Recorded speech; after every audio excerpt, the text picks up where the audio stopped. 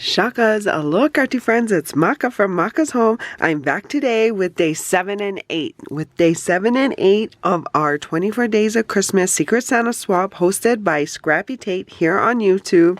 How cute is this box?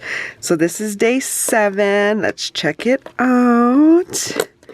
And my swap partner that I am receiving my Secret Santa gifts from, she is Sandy from Sandy's Planner Shop.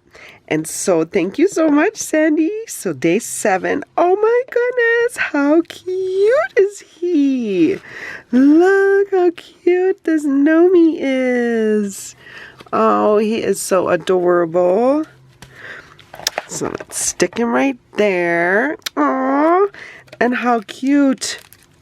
Oh, this is like one of the coffee mug warm things so you don't get burned. I don't know what it's called, but how cute is this? Hug in a mug. And she's included a pack of cocoa, a stick of spearmint, and I think these might be marshmallows. So cute. This is such a great idea. Oh, thank you so much. Thank you. So that was day 7, and this is day 8. And let me just see, because you know, I love these packaging, and I don't like to ruin it. So let me get my fancy scissors to cut it open so I could possibly reuse it.